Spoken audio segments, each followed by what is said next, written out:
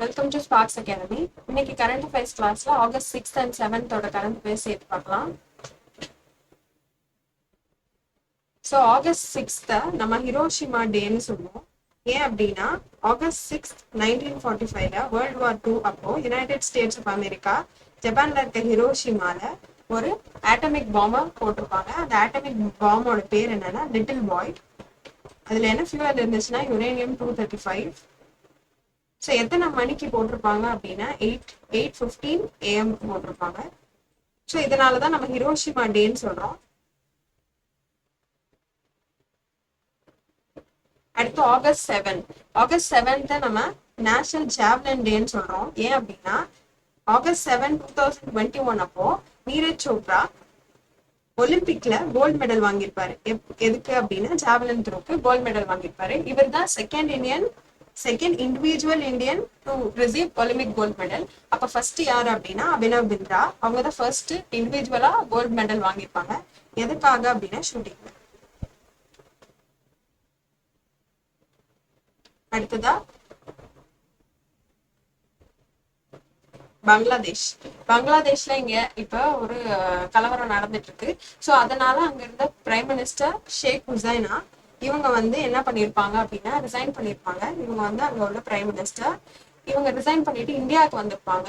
இப்போ அங்க interim prime மினிஸ்டரா யாரு இருக்காங்க அப்படின்னா முகமது யூனிஸ். இவங்க யாரு அப்படின்னா ஒரு நோபல் பீஸ் பிரைஸ் லாரெட். இவர் நோபல் பிரைஸ் எப்ப வாங்கியிருப்பாருன்னா 2006. இப்போ இவர் தான் இன்டரிம் பிரைம் மினிஸ்டரா இருக்காரு பங்களாதேஷ்க்கு. தரங் சக்தி இத பத்தி பார்த்தோம். தரங் சக்திங்கிறது கூட்டு போர் பயிற்சி. இது எத்தனை நாடுகள் சேர்ந்து நடத்துறாங்க அப்படின்னா 5 நாடுகள். எந்தெந்த நாடுகள் அப்படின்னா India, Spain, France, Britain, Germany. இந்த 5 நாடுகளும் சேர்ந்து பண்றாங்க.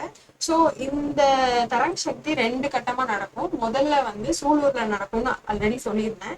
சூலூர் எங்க இருக்குன்னா கோயம்புத்தூர்ல இருக்கு. ஸோ ஃபர்ஸ்ட் பயிற்சி ஆகஸ்ட் 6th ஸ்டார்ட் ஆயிடுச்சு. டில் ஆகஸ்ட் 14 வரைக்கும் இது நடக்கும். நெக்ஸ்ட் மனு பாக்கர். இவங்களை பத்தி நம்ம போன கிளாஸ்ல பார்த்தோம். அதாவது இவங்க first Indian women to receive ரெண்டு மெடல். இவங்க பிரான்ஸ் மெடல் வாங்கியிருப்பாங்க ஷூட்டிங்ல. இவங்களை பத்தி என்ன அப்டேட் அப்படின்னா இவங்க தான் ஒலிம்பிக்ஸோட க்ளோசிங் செரிமனில நம்ம இந்தியன் பிளாக ஹோல்ட் பண்ண போறாங்க.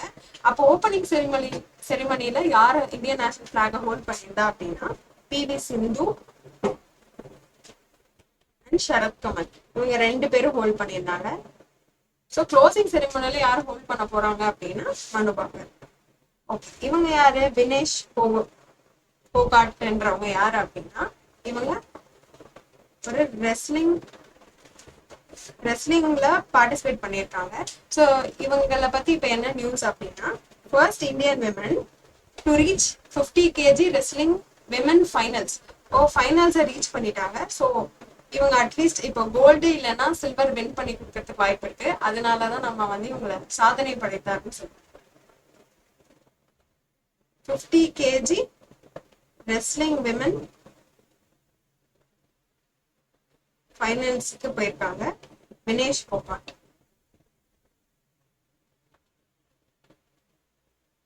அடுத்ததா நம்ம குடியரசுத் தலைவர் திரௌபதி முர்மு அவர்கள் பிஜே நாட்டில் உயரிய விருது பெற்றிருக்காங்க. என்ன விருது பெற்றிருக்காங்க அப்படின்னா companion of the order of Fiji. அதாவது கம்பானியன்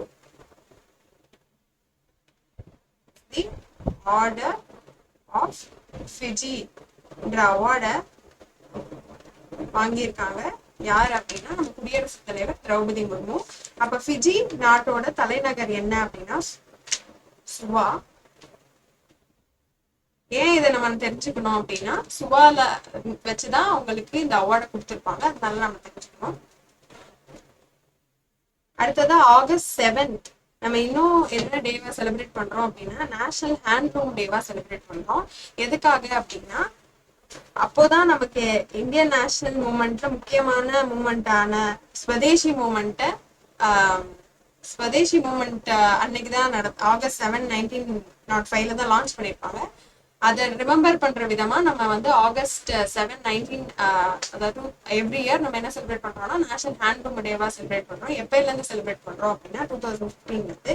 யார் இனாகிரேட் பண்ணியிருப்பாங்க அப்படின்னா நம்ம பிரைம் மினிஸ்டர் நரேந்திர மோடிஜி நமக்கு இனாகிரேட் பண்ணியிருப்பாங்க. ஸோ இன்னையோட கரண்ட் அஃபேர்ஸ் அவ்வளோதான். நாளைக்கு கரண்ட் அஃபேர்ஸ் அடுத்த கிளாஸ்ல பார்க்கலாம். தேங்க்யூ.